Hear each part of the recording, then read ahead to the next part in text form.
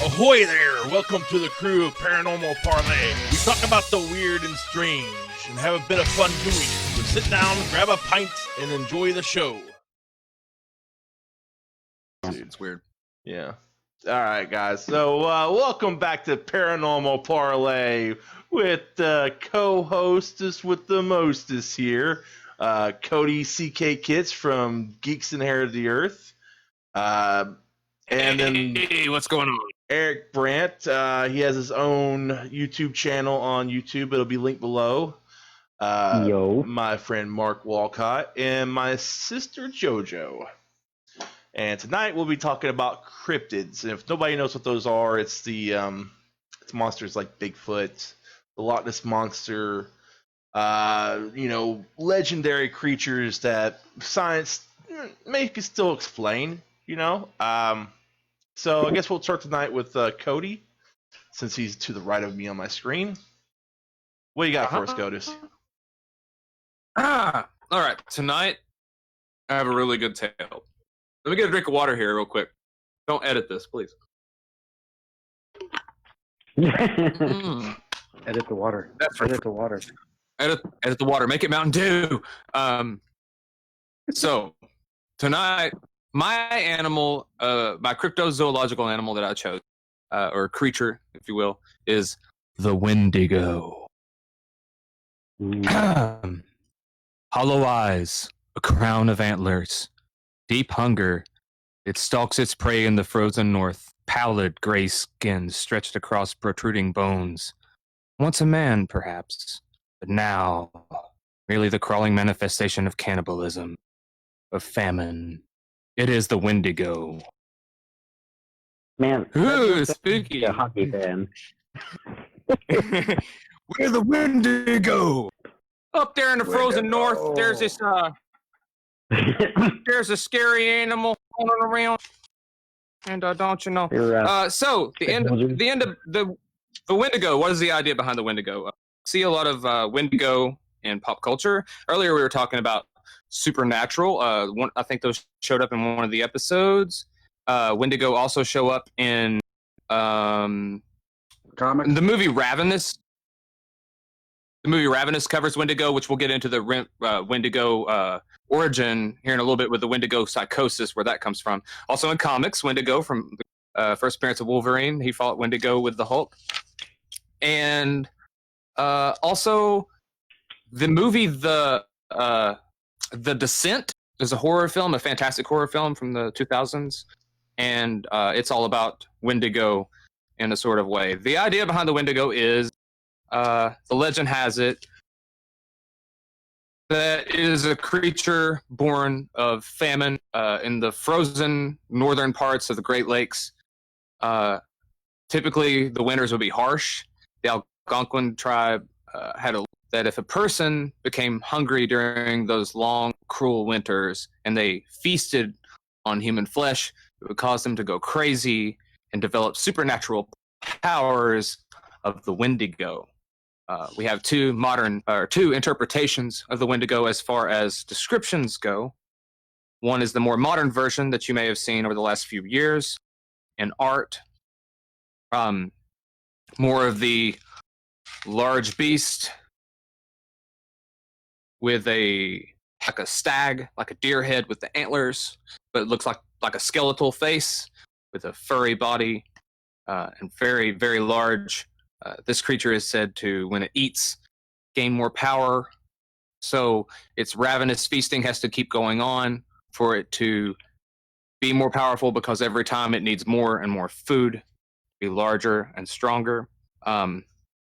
The traditional tale of the Wendigo, though, from the Algonquin tribe, is a more run-down, gaunt creature, still larger than a humanoid, gray skin, corpse-like, tight over bones with hollow eyes, very Smeagol or Gollum looking, or like the creatures from The Descent, jagged fangs, balding, really creepy animal. A lot of the manifestations of the Wendigo come from the earliest of the Algonquin tribe's legends of the Wendigo, and that is the tale of, I believe his name was Onwe the Killer, or it was Onwe the Hunter. The Mushikogo tribe within the Algonquin, forgive me if I mispronounced that, said that there were some folks who were being cannibalized, and they believed that the Algonquin, or that the Algonquin people believed that the Wendigo was possessing this family. They just didn't know which one, so they hired warriors to come in and hunt it down. The idea is that their heart turns to ice after they cannibalize so much. It drives them mad. And eventually, Onwe he came to the tribe offering his services to hunt the Wendigo down. He watched several of the families. He started to notice that one family in particular was a bit strange. He found a body outside of their tent one night, leading him to understand that they were the cannibals. The idea behind it is that when you're taken over by the Wendigo psychosis, or the Wendigo disease, the Wendigo psychosis is actually a legitimate disease. It's been, well, not legitimate, but it's been a mental disorder that's been debunked and brought back up several times since then. But the idea is that you crave flesh, you eat flesh, you go mad, you go madder, you go madder. And when Onwe found the people within the tribe that he wanted to kill, he confronted them and he killed them. And they used a bonfire to burn the bodies, but their hearts would not burn because they had turned so frozen into ice. And finally they did. However, this does lead to early settlers coming into the Great Lakes area and finding out about tribes talking about this legend. And there were people who would develop Wendigo psychosis, is what they called it, when they would be stuck out in the harsh winter and have to resort to cannibalism. They would come back, a person would come back to society ravenous for human flesh and have to eventually be put down. And there are actual cases documented of Wendigo psychosis. I actually have a few written down here that I'll run through really fast. In 1878, a man named Swift Runner from Algonquin Nation butchered and ate his entire family during a harsh winter. It was said that his son had died first and that he had ate him and lost his mind. Therefore, during the rest of the winter, dismantling and devouring his entire family. There's also the tale of Jack Fiddler and his brother. Jack Fiddler was a well-known chief of a local tribe who had killed many people who had had Wendigo disorder. He was charged with the crimes, and so was his brother. And he hung himself before he was ever tried, and his brother unfortunately was executed. This was during this time, he started to refer to his victims of being under Wendigo psychosis, and that word was put in the lexicon of American crime. There's a lot about this story that's really, really harrowing and really bothersome. And there's a lot of truth to it. I believe that a lot of the feeling behind the myth was colonialism creeping in, because the myths pervaded throughout being colonized. That I think people were just afraid of. It was originally a tale of, hey, if you eat someone or practice in horrible things, or if you're greedy or overindulgent, then the Wendigo will take you. But it became almost a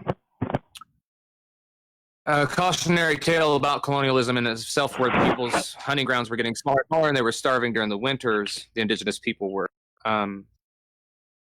So, quick rundown of the abilities of the Wendigo. Some stats for you. It would be extremely fast. It would harness super strength to be able to hunt its victims. Also, heightened stamina and senses to be able to hunt over any type of terrain. Older, larger, hungrier Wendigo would be more dangerous and more strong because they've fed so many times. Also, there are many legends that say that the Wendigo infects the area around it. So the forest itself becomes part of its weaponry. It can control creatures within the forest and the weather itself. And there's even a legend that the eldest of the Wendigo could black out the sun from all of the earth. So This is a terrifying fucking story. What do you guys think? You know what's interesting about the Wendigo? Hmm? It's all across North America, right? So I'm Native American, Yeah. half Native American, and my tribe is the Northern Plains Cree, and we call it the Witticow, but it's the same creature. Um, but when I was a child growing up in Vermont, um, occasionally we have some like native storytellers come to school on occasion. It was great. But one of the stories they told was of the Wendigo and how a clever hunter used like soup or chili to fill up the Wendigo and kill it because its heart would warm up. And it's interesting to see that there's these parallels across thousands of miles because my people have the same exact story. And so it's a really strange creature, but it's also really strange that it's so widespread and so talked about amongst all these different nations. Yeah, the same concept of the cannibal animal that was once a man existing and being, like you said, frozen on the inside almost is like always the story. It's really, really interesting that it pervades across. So was this before colonialism or after colonialism? Before, It was, my people have these stories. it was before, yeah. Okay, so essentially what I'm hearing is that it's a legend that was basically started because people were eating other people and maybe became hysteric over that, or people actually developed a taste for human blood or human flesh and developed a sort of psychosis from that. Yeah, I mean, I would imagine. Yeah, both things. Yeah, both things that would actually legitimately probably happen. Like, I mean, that could be. I mean, I'm not trying to explain it completely away because I want people to believe there's things out there that we haven't explained yet. But I mean, it seems to me like a lot of it could be explained through his mass hysteria and not understanding psychosis in that time period. Like it could be some sort of mental disorder that caused him to be that way, or from eating flesh and stuff like that from humans, it could have created a mental disorder or a mental break. Well, I mean, It actually came up again in the 2000s a couple of times.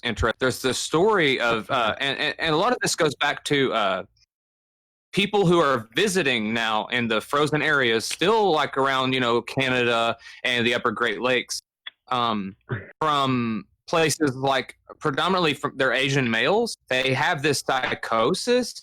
They end up killing, like one case in general, or in particular, I'm sorry, in like 2009, this guy was on a bus. He sawed the person's head off in front of him on the bus, and then they found out that he had butchered and eaten the people he had been staying with 3 weeks before during a whiteout blizzard, and he slowly went insane. And they tried him and actually brought Wendigo psychosis up on the stand, which of course it was not really, it didn't work. But there is some form of mental illness that seems to be going on here, is what I'm gathering, as well, as far as it being supernatural, but also a real psychosis that has to do with cannibalism.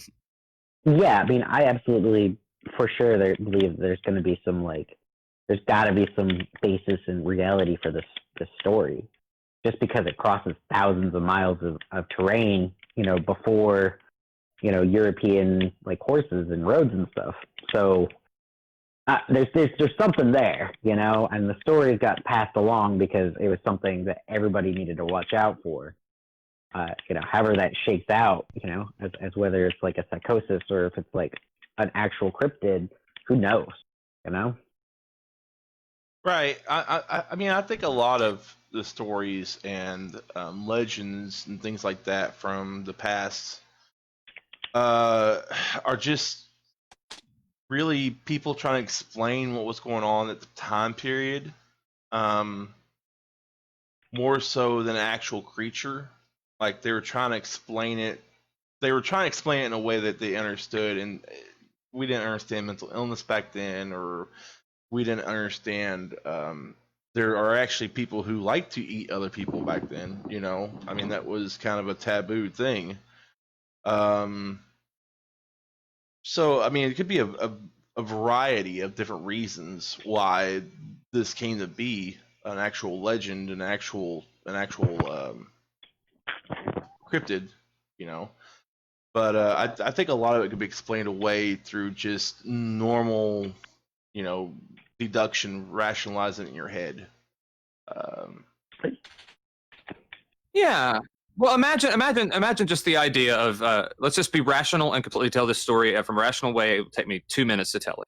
So you're with some friends and your family in a cabin in Canada. You get snowed out by a blizzard. You're stuck there for 3 months. No one knows you're there. You end up having to eat your entire family as they die and everyone that you love because you're the only survivor left. Do you think you're coming out of that with an okay brain regardless?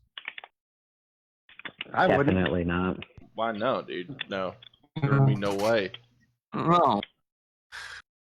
So I mean, it's madness ultimately. Yeah.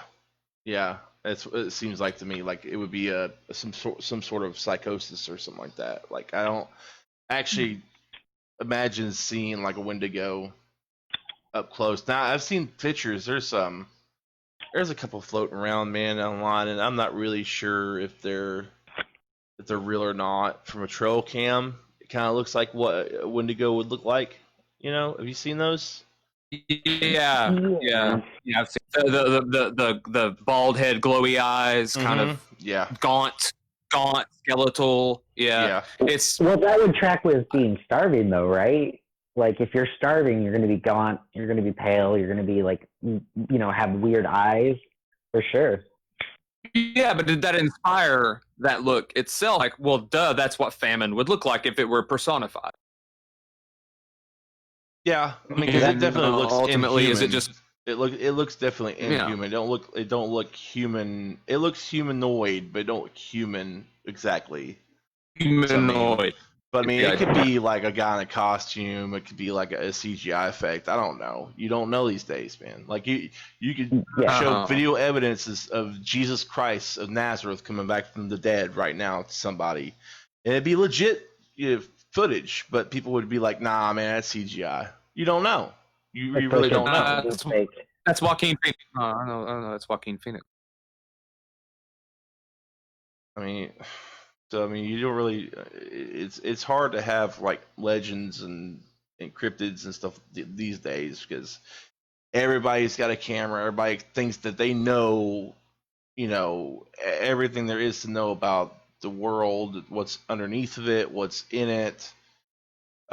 When there's numerous sightings and scientific breakthroughs every day, there's numerous creatures who have been put into the catalog of new species found almost every day. So, I mean, we don't know as much as we think we would like to know. Our hubris makes us think we know more than we do. Oh, yeah. But I really do believe that something like a Wendigo would be like a psychosis or... Because, I mean, have you seen a crazy person when they get really, really, like, in their moment... I mean, they're almost got superhuman strength. Yeah. No, it's terrifying. It's really scary. It's not something you ever want to like go through yourself. I mean, there are places where you obviously could not get to them on foot or out of there on foot while having a full charged cell phone or likely any kind of camera, to be honest, with the amount of time you'd need to spend to find a creature. Those places are remote, and they like Jesse said, they find new animals all the time. To find a large predator that would be bipedal or human would be an amazing feat because food that it would need to keep going. And of course, I know the idea behind the Wendigo is that they're eating people. And of course, you'd never find out because as soon as you went in there, they'd eat you and then you just disappear. We do know that a lot of people go missing in our national parks every year, and it's a weird fucking statistic, and we'll get into an episode about that eventually. because I don't know either. It's really strange, but a lot of those parks have very dense forests on them, some of the densest in North America. So who knows? Yeah, I mean, there's But who knows? satellites can't penetrate so much density. You know, they just can't penetrate Yeah. and get a good image of such dense forestry. So I mean, there could be something like a Bigfoot or a cryptid that's part of another, you know, genetic line of creature or genetic line of animal that we haven't discovered yet. I mean, think about it. We just discovered silverbacks were a thing not too long ago, and everybody thought that they were either extinct or gone. Yeah, no, there was no gorillas in the world, and then suddenly gorillas again, Mm-hmm. and everybody flipped out. And then, like you said, if it's lived this long, and we have fossil records of other bipedal humanoids living while we lived, so they were here at one time. We don't know what happened to them. We probably wiped them out, and they probably bred themselves out, and we're like the best example. I don't know. We won a war. I don't know what happened, but they're gone, and we're still here. Well, I've done a little bit of research on this. With ours now. There was actually other species of humanoid growing up beside of us, and we were just the genus that happened to make it. The Homo sapiens are just the ones that just happened to evolve to the point where we could survive before any of the other ones could. And that's basically what happened. Like there's other ancestors that are related to us who had more ape-like features than we did, you know. So it could be an offshoot of one of them. I mean, evolution's a funny thing, you know. Yeah, for sure. I mean, they found like the Hobbit people that are very small, and they found obviously Cro-Magnon and Neanderthal, which a lot of us do still have Neanderthal DNA in us, so it's not like it's gone. It's on your 23andMe. I want to try that shit. It's cool. Do it. Everybody should do it once. I want to learn where I came from. It's neat. It's pretty cool. You learn a lot of I'm a things that you Neanderthal. never knew I about. want to know it. All right, Eric. So what do you got for us? Neanderthal.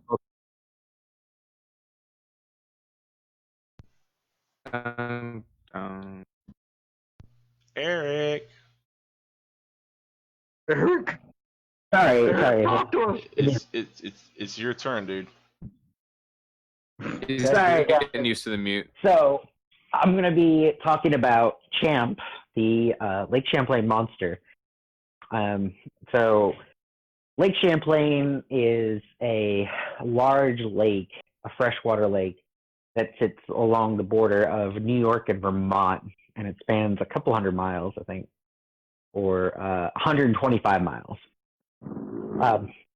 It's a really large body of water, and it's actually pretty deep in some places. It's fed by the Richelieu River, and it feeds out into St. Lawrence River and Hudson River.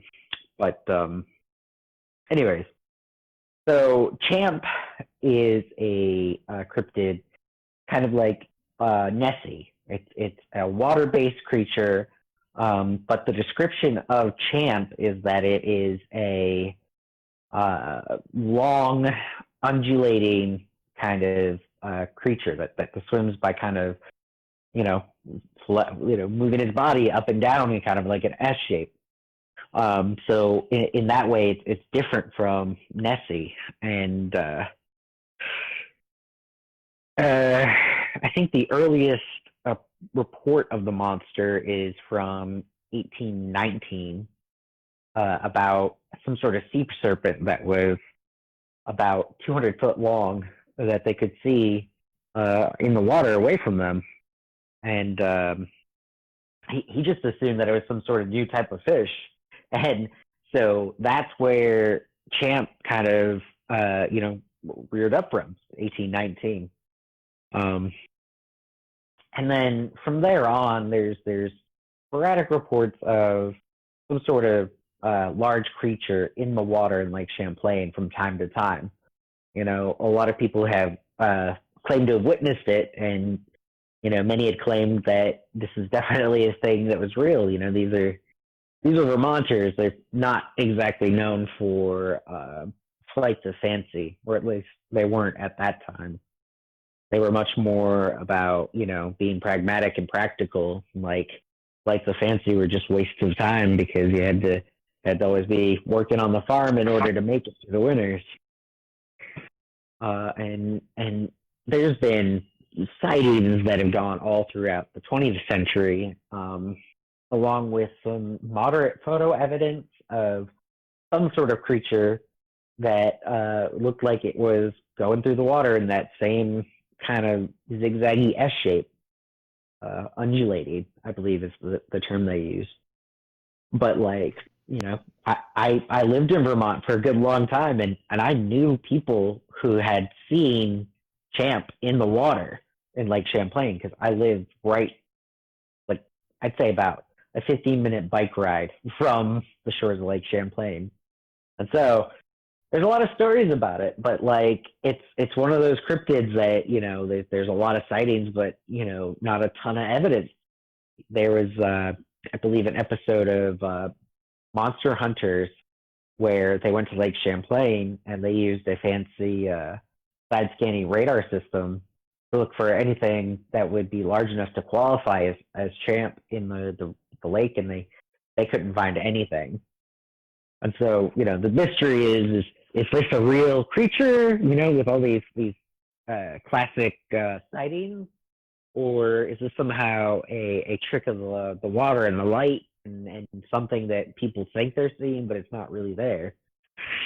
So I don't know. What do you guys think? So is this fresh water? Yeah, it's fresh water. It feeds from the St. Lawrence River from Montreal. Okay, so how are we so sure this isn't a catfish? Well, it's really cold water, first of all. Big ass catfish. Yeah, but I Yeah, mean, catfishes really can big. get pretty damn big, dude. I've seen them on river monsters. yeah. They can get huge. I mean, like 9 Yeah, foot but they're long, more dude. of like I warm think water big. fish. I think the idea behind this is what intrigues me the most. This and the Nessie idea is that there is a large species, possibly of eel or snake, that we have never found, Yeah. that people may be seeing. Because let me give you a quick story of why this works so well and how it could be something that's a creature that could exist. So when I was younger, and not a child, I just mean younger, this was before the invention of cell phone cameras, me and a bunch of my friends were on our way to somewhere. I think we were on our way to a ball game or something. We passed by Cove Lake State Park, and we were yelling at each other from the cars to pull over because the guy in the front had seen it. We all pulled over. There's probably 17 of us in like 6 cars lined up back to back on the side of Cove Lake, looking at this animal in the water, freaking out because we see what looks like a big ass head on a big ass neck coming out of the water, moving around, looking around, hitting the water, eating stuff and everything. Looks like a big animal, big reptile in the water that we've never seen before. Then we realized it was a gigantic turtle from a distance, an enormous freshwater turtle. That its neck was so big that its body was under the water and you couldn't tell. So it was creating this, the light was cascading across the water, creating this image of a giant head that was even bigger now from the shadow. Yep. And if you took a large freshwater eel that we maybe don't know about, that could be, let's say, 20 foot long. A 20 foot long animal, when we're talking about it right here, it doesn't sound very big. When I show you a 20 foot long animal right in front of you, it's really big. It's enormous. I mean, I don't know if it's like when you go to the zoo and tall elephant and you're like, Jesus Christ, dude. Yeah. The size of a car and a half. People don't think about it. But your brain still doesn't process it till you see one in the flesh and you're like, damn, animals are scary and huge and I am nothing.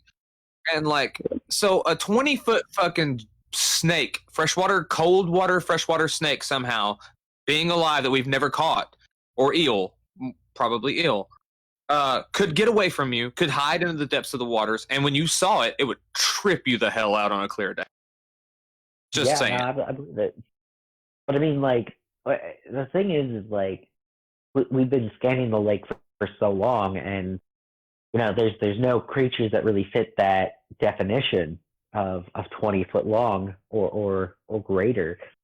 We've used the sky scanning radar, and people have scuba dived the whole lake looking for evidence of eggs or bones or skeletons or any sort of archaeological evidence of a creature that enormous. And like, we don't have that, but also there's parts of Lake Champlain that we haven't fully like explored either. Things that go beneath the seabed there or whatever. And there might be some underground, caves or whatever systems, because we just don't know. We don't have it fully mapped out down there, which is really strange, Yeah. Well, I think that aquatics is place. I think that our biggest chance of finding cryptozoological animals is in aquatic life, obviously, because there's things we find all the time. We haven't went as deep as we can go. Like there's there's still so much that we have not even explored of our own ocean. Yeah. Yeah, there's a lot of like real life cryptids that we have. Like let's talk about the electric eel. That's an eel that magically produces an electric current. That's a cryptid. Classically, that's something that was unknown, that had some sort of supernatural power or origin, and that affected humanity in some way. But it turns out that it's real. It's kind of like the gorillas. Like, oh, these giant, furry men. Like, that's impossible. They really do exist. Yeah, we've explored so much more of outer space than we have even of our own lands, of our own waters. Yeah. Waters our oceans are dark.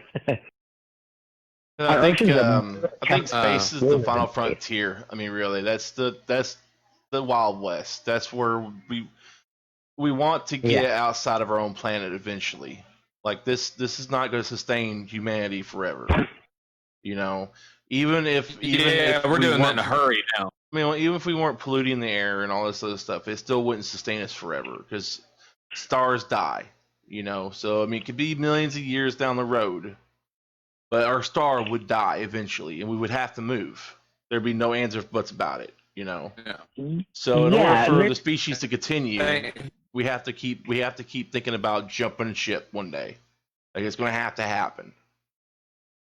But still, just imagine all the amazing things we could figure out. We spent a lot of the money, the same amount of money that we spend on space travel, on space exploration, on our own water. We haven't spent money on space exploration since 2011. I mean, that's not true. We have SpaceX that just shot a launched a missile. That was Tesla and NASA. Launched though. just after.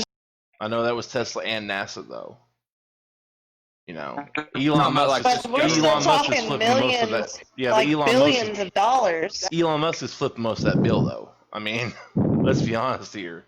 It's his baby. He wants to go to space. He wants to go. The only thing he really needed was the landing pad. I mean, really, that's the only thing he really needed. He already had the rockets and everything made. Well, the race now is not between, it's Bezos and Musk. Hey, buddy. That's what's happening.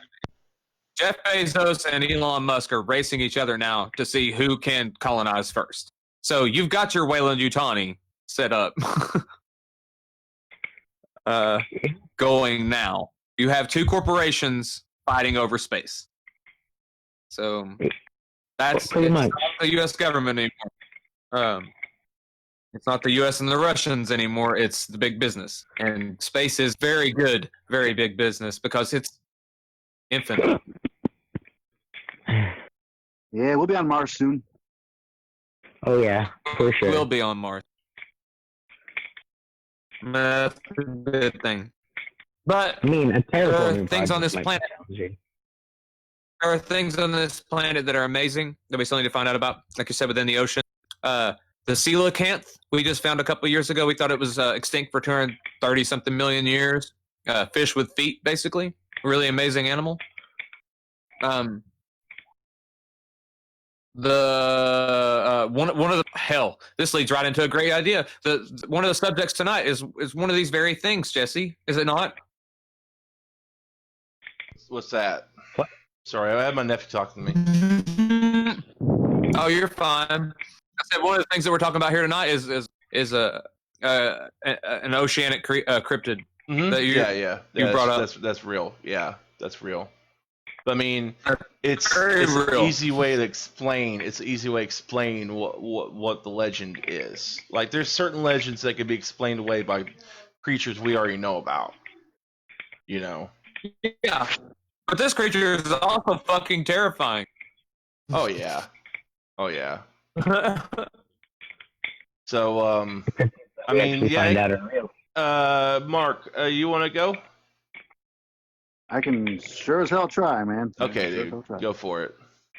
Well, I want to talk about the skinwalkers of the Navajo culture, and in my research of looking this stuff up, you really don't find much on it because the Navajo were so prone to not talking to the quote unquote outsiders, and it's just Wait a minute. What? Eric, what are you doing? What do you mean? I can hear something clanging around.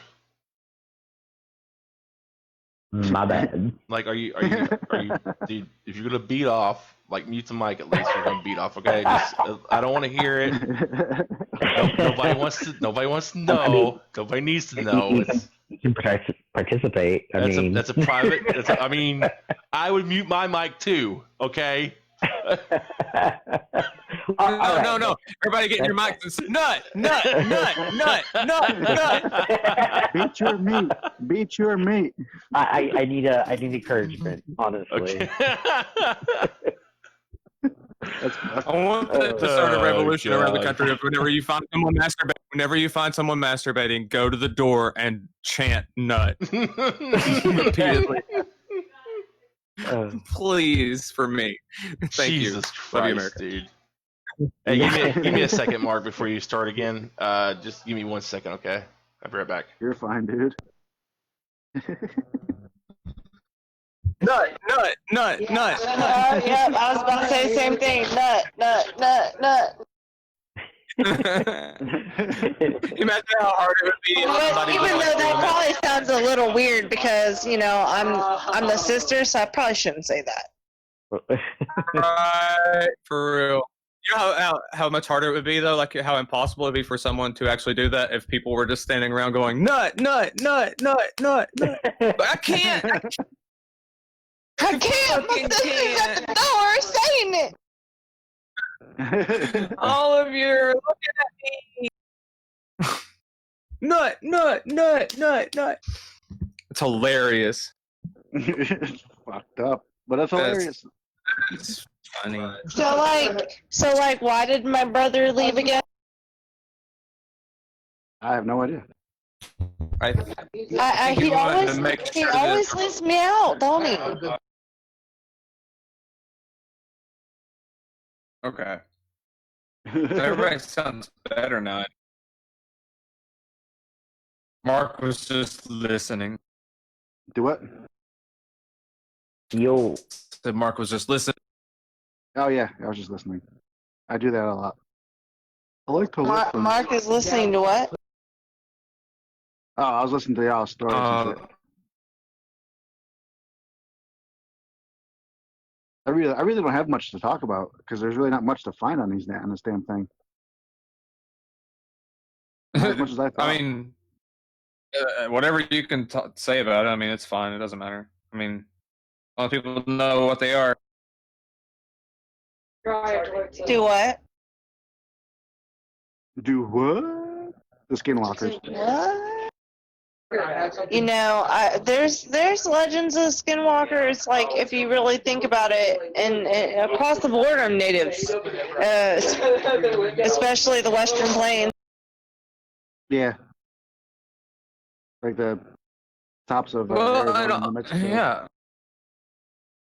There's definitely some of the legends in the Apaches too. Yeah. Yeah, I Oh, mean, yeah. skinwalkers. Yeah. I think. I mean, it's an interesting concept that something, essentially, from what I've gathered, I think I'm right about this. Is it not where a shaman has transmuted himself into an animal and now can't come back out of that form except Pretty for like much. every now and then? Pretty much. Okay. Yeah, So pretty like much. frozen and all, it's like stuck in a curse, basically. Yeah, and then they eat people. Kind of like a werewolf, like stuck in a curse. Maybe not a bad person, but when they're this thing, they have to eat people. Yeah. Yeah, I mean, if you really think about it, Fine. it's such an interesting concept to even think about because I mean, even the Cherokee have something similar to that too. So it's like right straight across the board on natives down how to start. I used to date Makes this you girl who wonder was if the windy. full Sioux, and she claimed to have seen some stuff, but she really couldn't tell me much. She wasn't allowed to. Really scary. It's strange. You would even be able. It's like, well, I don't want to tell you about it, but the dude that did it might still be listening. That's terrifying to think about. That thoughts in your head, like, well, what if that Yeah. skinwalker that saw me, that I'm not supposed to be talking about right now, knows I'm talking about it right now, and it shows up to my house in fucking wolf form? Like, that's scary. My dad used to my daddy Wolfie used to talk about the part man part wolf that would come through and talk to him.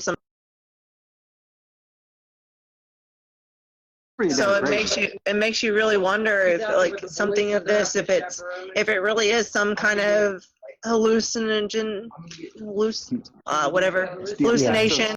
The effects of the peyote, I tell you. Yeah.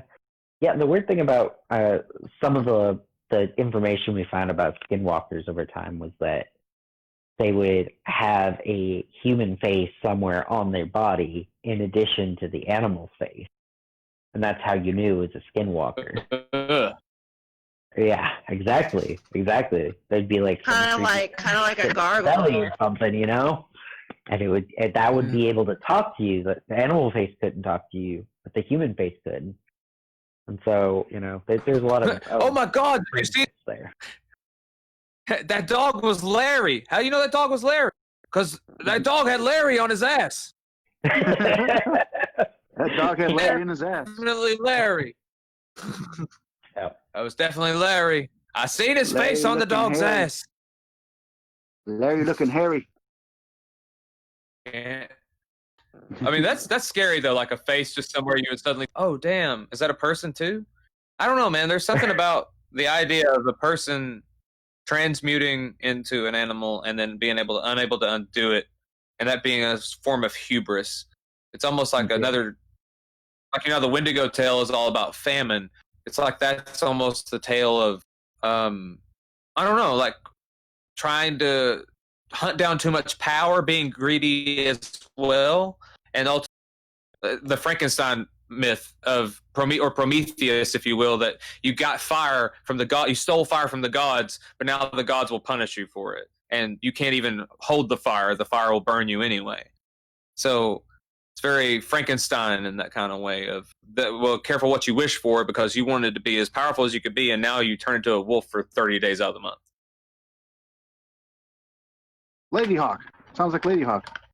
Oh, wait a minute. Is skinwalkers like werewolves in a way?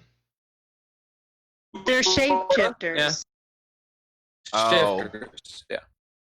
But They But didn't necessarily stuck turn in- into wolves. They could like be coyote like or some other type of four-legged animal. a frog. Yeah. it'd be any type of a four-legged animal that they would turn into, and they would be stuck, and they were like that for life, and they had like eat people and shit when they were stuck that way. So could this just be like people? Man, could it be like people who may have went missing and they just explained it that way, you know? Like if I can Cody was believe to go that. missing tomorrow, you know, and this is, 1860, 1850, whatever, 1812. If Cody went missing tomorrow and we couldn't find him, but for some reason, like a wild dog had gotten to his room or his hut or whatever, couldn't that just be an explanation for what skinwalkers people think were skinwalkers? I can see that. That would be the peace version. And then someone can claim a witch turned them into that, so they were stuck that way. Oh, that's a twofold too, man. That's you're getting a witch and you're getting a skinwalker, so you can actually persecute a witch or somebody you want the village to be dead. Yeah, you could. By accusing somebody of turning them into a skinwalker, so that's a twofer. The Navajo would never say much, but they would use the term witch when they would talk about it. I mean, I hate being like the biggest skeptic in the planet. Like, I'm so skeptical about that. I mean, I'm interested in the paranormal. Don't get me wrong. I mean, I wouldn't start a podcast if I wasn't interested in the paranormal. But I'm such a skeptic when it comes to it, man. And I have to analyze it and go, well, I mean, it could be this or it could be that. And I hate that. But it's normal. That's normal though. At the end of the day, it's like I can't believe people actually like turn into wild animals. Like I couldn't fathom that actually being a thing. There's it's a huge leap. Yeah. Like a Bigfoot I could believe. What I'm saying? Like, because, I mean, like I said before, the forests are so dense, and we haven't explored all of them. So, I mean, it could exist. And it'd be another form of a homogeneous, genetic line. Instead of being a monster, it's actually just an offshoot of humans or ape. I can see the Yeti being real too. Oh yeah. I can see the Yeti being real. I can see the Bigfoot being real. I can see things like that being real. Those are definitely possible. And the sea creatures too, because we don't know. Oh yeah, I mean, Loch Ness monster. Now I can't really believe that because Loch Ness is so shallow. You know what I'm saying? Loch Ness is really shallow for something that big, but down deep. Oh yeah. There's gotta be something. Yeah. I mean, there's always something bigger. I mean, there always is. There's always an apex. Always a bigger fish. There's always a fish. I mean, the biggest one we know about is what, the blue whale. That's right? It's not the sperm whale. It's the blue whale, right? Yeah. That's the biggest one we know of, in history. Yeah. So, I mean, except for the megalodon, which is, ancient and extinct, but there's, By the way, a blue whale still way bigger than megalodon. Really? Like, okay. Way bigger. Okay. Yeah. No, megalodon's the greatest shark that ever lived, but the blue whale is the largest creature that we know has ever been on this planet. Right. But what I'm getting at is like there's always something bigger, like down deep. So there could be like a Loch Ness type monster lurking below. Oh yeah, that's what I'm saying. If you think that the blue whale right now is because a science book says this whale is the largest creature to ever be on the earth because it's alive right now, that means there was definitely something bigger than it at some point. Jesse lurks below. We just haven't found it in the fossil record. We don't have fossil. Right. Or we haven't ran into it yet. No. Because it's Cthulhu. It's Cthulhu. So, hi, Mark. okay, so Jennifer, what you got for us tonight? Hello? Hello? I'm here. Sorry. So I'm going to unmute my thing real quick to talk to you guys. Meaning, I'm gonna undo my. Do what? I'm taking off my push to talk. Oh. Second there, I thought you were turning Canadian. Take off, eh? Actually, I'll just go ahead and talk this way. Talk this way. Because I can't figure out how to get it differently than it is right now. Anyways, we're talking about the Mothman in a village in Virginia. It started out, two guys saw something that had red eyes, big, too big for it to be a bird. And then more and more sightings started happening. More people described it as half human, half moth-like, with red eyes. Even supposedly caught it on camera several times. But eventually they started thinking that, and that's why they ended up making the Mothman prophecies, is the fact that the Mothman seems to only appear during times of a major crisis. So eventually there's been a lot of theories, a lot of sightings. They've even made a museum about it now. But one of the theories is that it was a deformed crane, because cranes have red eyelids. And they think it was deformed crane that ended up staying away from its flock and ended up in a little town in Virginia.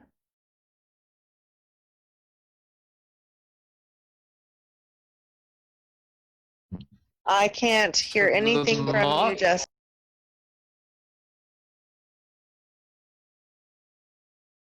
So, from what I can gather from the Mothman lore is that it's West Virginian folklore, right? So, its first sighting was in 1966 to 1967, so 1 year.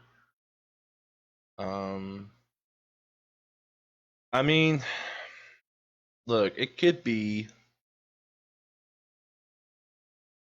just be a really big bird. Like, it could just be a really big bird, like a deformed crane. Like that could make sense. I don't know about a crane though in West Virginia. Like, I don't. They got him. Do they? They have them there, Yeah, yeah. they got him. Yeah, they would have them. Yeah, Okay. but I think I know what it could be. Okay. You go for it, man. I do think, because once again, going just back to personal accounts, things that I've actually been through. If you ever see a really, really, really big owl, it is an intense experience. They are very fast. They're very big. They have very big, scary eyes. And they fly very strangely compared to everything else. And they move so fast that only when the light catches them do you really see them. I think that someone did see something in 67 that scared the shit out of them. And I think they told their friends, and that scared the shit out of them. And then they told their friends. And then Plus, it kind of went away. They caught it on camera a couple of times on a camera, but you're right. To me, it looks more like like a mutated owl. It looks like a giant owl. It actually does. And it could just be a gigantic mutated strain of owls living in those woods. And the thing, like, I know we talk about these things too, but a lot of the belief system is that when an owl shows itself, that a lot of times disaster or death ensues. Yeah. Yeah, that's why the owls were used in so frequently was about death and her character dying. That's why Twin Peaks really focused on owls. Also, owls are seen as otherworldly, alien. I think they get their reputation from just being able to turn their heads almost completely around. I think that a lot of these misinterpretations of wild animals and things like that associated with the mystical and the magical and supernatural is all because as people, it's almost alien to us to think about a bird being able to turn its head almost completely around. Actually, now that you're talking about alien to us and all this, but one of the other theories on the Mothman was supposedly something not of this world also. I heard that one too. And then that goes back to the idea of the multiverse theory or anything like that, where, okay, well, the strange things that we see aren't in fact beings from here, but beings from somewhere else. Because I've heard similar things said about Bigfoot, which we haven't talked about tonight, by the way, but like we can for like 2 seconds but everybody knows about Bigfoot, so do I need to? For real? Like, you know who the fuck Bigfoot is? I don't need to do that. But Bigfoot is also thought of sometimes as being like Sasquatch, Yetis, stuff like that are also thought of maybe being multidimensional beings, and that's why they're never they're never easy to catch, and that's why they can disappear so quickly. That's why they're so aloof. And the idea prescribed to the Mothman as being extraterrestrial and multidimensional works that same way.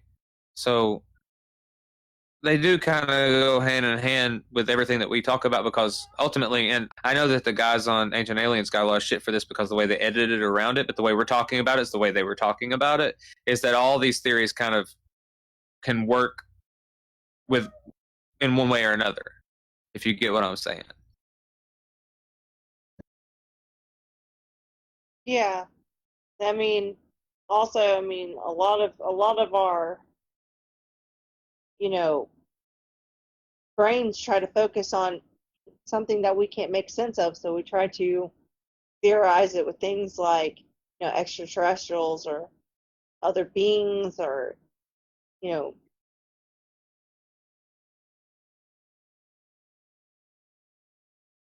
And that whole Mothman Just has a imagine. whole cult following too. My audio The is thing messing up again. about that town is, I can hear you. The thing about that town is they make so much money off of the tourism. Mothman. Yeah, See, that's another reason my I thought have is a hard honestly- time believing like legends and things of that They make nature is because people make a make a market lot off of of it. money out of that. It becomes a tourist attraction, like Loch Ness Monster was for Loch Ness, it Roswell. becomes a money trap, a money pit, and that's another thing that it makes me really skeptical about things like that, is because of that situation where people just take advantage of it. Like the Roswell. Yeah, like Roswell. Yeah, but Roswell's strange, and we can get into that at some point. That one's. I'm not saying that something happened in Roswell, New Mexico, exactly, but something definitely happened in 1947. I don't know what. It's interesting. But yeah, the town that the Mothman Museum's in, that's the one where, I don't know if you guys have seen it, but that statue of like super fucking ripped Mothman is standing there. Yeah, I've seen it. The gold I've seen statue. pictures of it. Yeah. Like, that's what I meant, like pictures of it. Apparently their downtown area, that they're the ones that had the bridge disaster, I guess. That was the year 1966, I think, when the bridge fell. And I can't remember what the name of the town is. I'm looking it up real quick while I'm talking about this. Point it was the Pleasant. Silver Bridge. Point Pleasant, thank you. Point Pleasant was the name of the town. It was the Silver Bridge that fell. But it's really interesting that when you go to that town, you're stopped by the bakery, and they've got Mothman cookies and Mothman pizza. And then you're going to stay at the Mothman Inn, and you're going to see the Mothman Museum. They're making very good money off this myth, so why stop? when probably in 66 and 67, somebody saw something really terrifying right before a huge, horrible disaster legitimately hit that town that killed a lot of people, and it's really sad. And the legend just kept going, and I think that it became something to rally against and to rally for in the town of Point Pleasant, and I would never want to take that away from them. That statue looks like a villain from a Power Rangers TV series. It's so bad. It's so bad.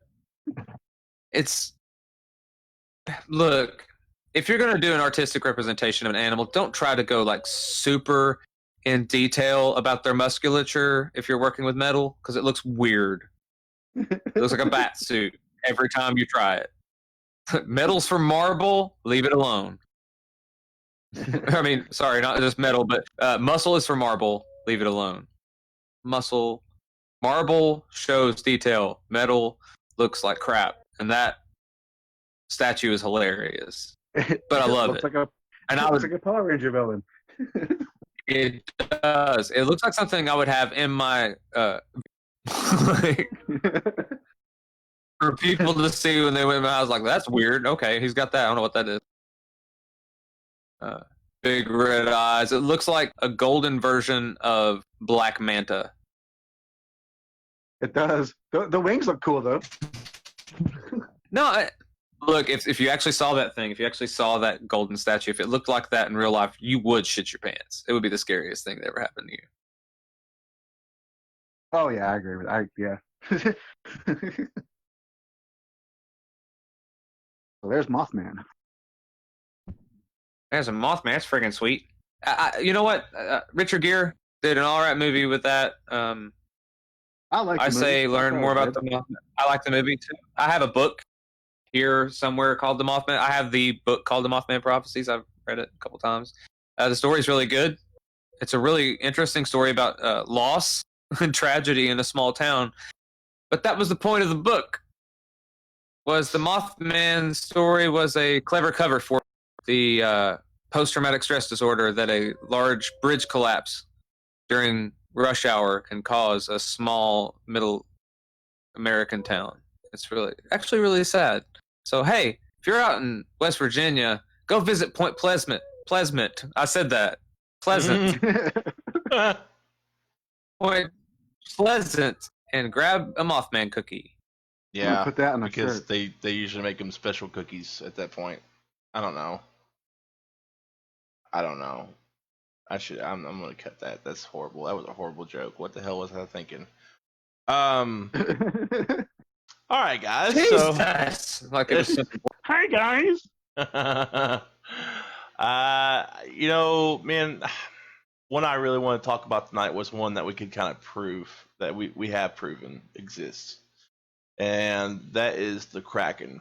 And I know that sounds like, oh, well, it's still a legend. It's not a legend. It's been blown out of proportion. But the kraken could be associated with a giant squid or a colossal I was squid. going to ask, is that a giant squid or octopus?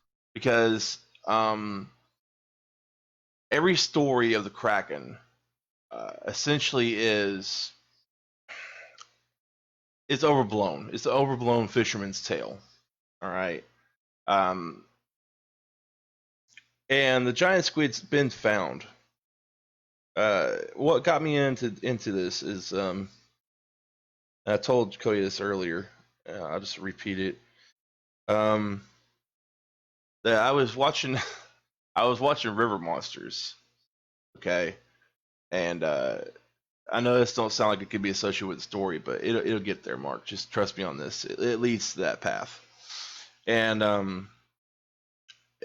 I was watching the episode, and I got thinking about the podcast tonight, and I was like, well, wasn't there a show where they found a giant squid, and it was real?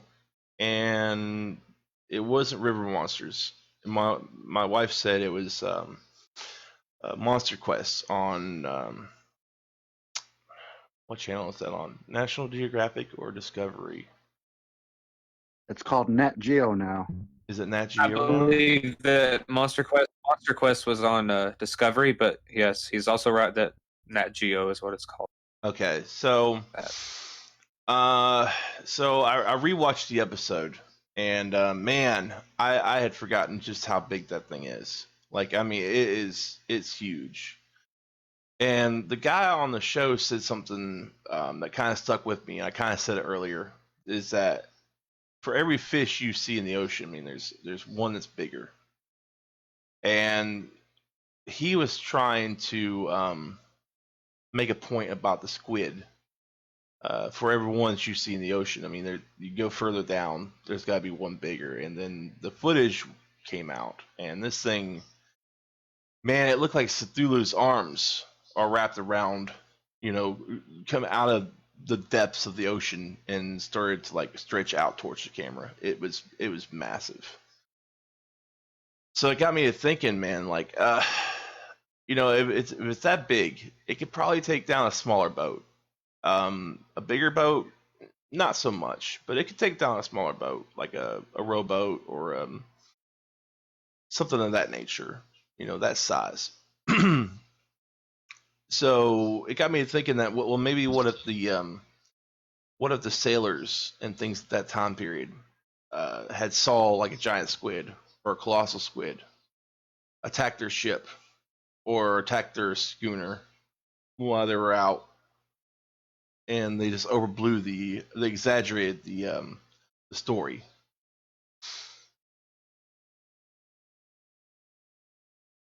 It's very, I mean, it's very possible. And like the thing is like we were talking about earlier with anything in the water, you don't realize how big something is in the water until it's right next to you. And I mean, I know that whalers, it could make it appear like much bigger than it actually is. Absolutely. And also, I mean, if you take a 50-foot schooner, I mean, sorry, if not 50-foot schooner, but a 50-foot slip, and you drop a 45-foot long squid next to it, counting tentacles and all, that animal is the size of the ship and will look gigantic next to it. So suddenly it's like, whoa, are those arms big enough to take the ship down? They might be. Oh, shit. So you have that moment, plus everything's displaced on the ship. So, yeah, totally. Water just, I mean, it could really cause that. I mean, I can't imagine being in a 50-foot ship or a 40-foot ship and seeing something the size of my ship next to me with arms longer than its body. I mean, you would just start thinking about really crazy stuff at that point. Oh, yes, dude. Especially when you heard stories of, like, a giant tentacled monster coming out of the ocean and taking down ships. If you've heard stories like that and you saw something like that in the ocean, dude, you would probably shit your pants. I mean... Oh, you'd be terrified. Yeah, I mean, can you imagine being a sailor back in those days and seeing something that big in the ocean? I mean, that would freak me out, man. And I know they exist. Yeah. I mean, they knew about the whales, but they knew what to expect with the whales, right? They knew when they saw that, they were like, that's a whale. Like, it might have been bigger, but suddenly there was something different that was huge.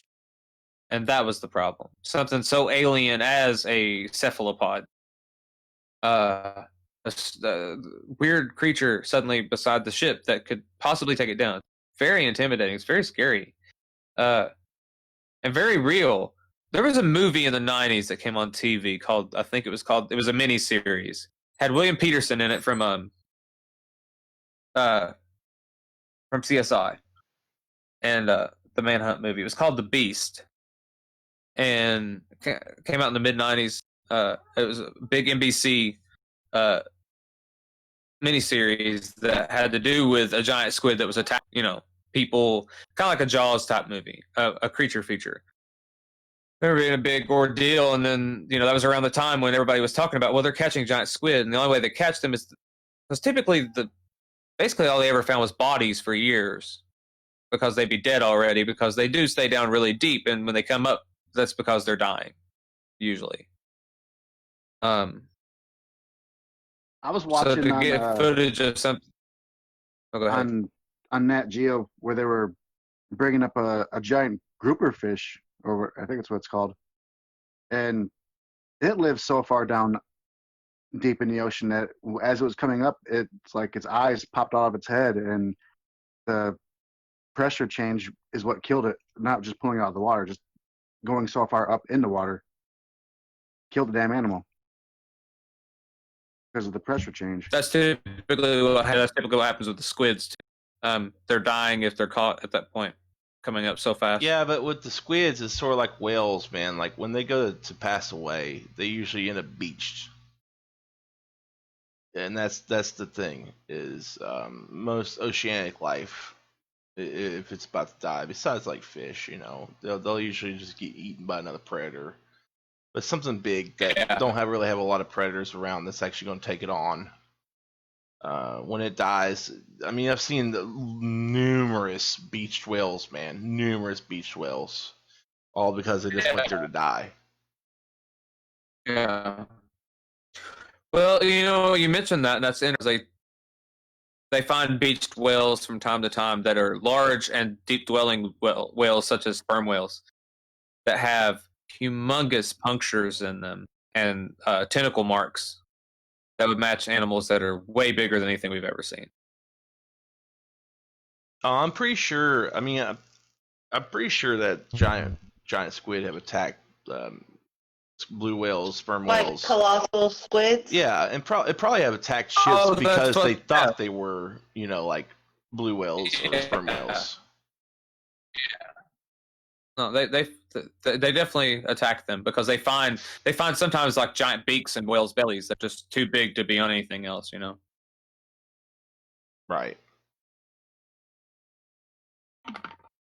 Or they'd probably eat through a pod of. I'm going to check now. What's that, Mark? I was asking Cody if he saw that picture I sent to the group that you seen it. Yeah, I don't know if that's real or not, dude. Like I think that's a mock-up, but still, I don't think that could be real.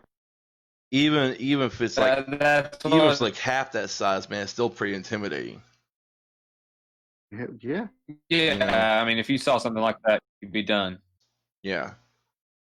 I mean, it's going to have enough force to bring that ship down. If it's that big, especially if it's that big. Like, if it's as big as a ship, yeah, it's definitely bringing the ship down. No way you're running from that. Yeah, for sure. No. I mean, because those things launch like a torpedo in the water. Yeah. I think it's like 80 miles per hour they it's can like travel. 20, 25 miles an hour. But still pretty, like pretty super fast. Like, it was like the flight of a falcon fast. No, for some reason. No, you still got that water resistance, that you got to get through. Yeah, I know. Yeah. But it's impressive because an animal that down that deep an animal has basically a jet propulsion system using the water to move fast. This is how they work. Yeah. It's pretty crazy, dude. I mean, it's interesting. All right. So, does anybody got any final thoughts? Any final things anybody wants to talk about? I do want to say, I do think absolutely the most likely animal that a cryptozoological animal that we've discussed or even mentioned tonight would definitely be Yeti. I think there's a lot out there that we would never know about, and there was places where if you don't see it, you're just not there, and there's no way to get a helicopter there, and you would just have to run across an animal. And let's face it, I don't know if you guys have ever been hunting. I'm a hunter. There are days where you don't see an animal. Oh yeah. And you're sitting right in the middle of it, and you'll never see it. So the density plus the remoteness plus the aloofness of the animal and how few there are of them really dictates on whether you're going to ever find one or not. And I think the Yeti myth and the Bigfoot myth a little bit. The Yeti, Bigfoot, Nessie, Champy, those kind of cryptids are the most plausible because they're the ones that are connected to things that have existed in reality at one point or another. So, it's like the colossal giant squid. That one's a certain, like, we know. What about whatever the kraken or here in Campbell County? The skunk ape? Look, I specifically veered from that conversation for this time, and I don't know why I did, but you know what? We'll do a whole episode on our actual cryptozoological press issue that we had for several years of the Campbell County skunk ape. The La Follette, Tennessee skunk ape. We'll get into that at some point because holy damn, that is a whirlwind of story, and I was there. And I was there and friends with people who were working at newspapers during that time, and it was insane. So we'll Damn it, get you were there. there. I was legitimately there. Oh yeah, I never saw a I skunk ape. lived for that, dude. I lived through that whole thing. I never once saw a skunk ape. And everybody's so worried about this ape that was in the woods. Like, That was silly. yeah, it Eating was. people's cats. Yeah, eating people's cats, getting through people's garbage. Like, It's you probably you, know, it was probably some bear. It's probably It you. was just some dude. It was me. Just some dude. It was me. I was eating cats and getting through people's garbage. You're Alf. You fucking Alf now? For real? Oh, okay. That's cute as a button. All right, guys. Yeah, I guess can't wait. I guess we'll just end this right here. Thanks for tuning in, guys. Remember to like and subscribe. And as always, we'll see you next week on Paranormal Parlay. See you later.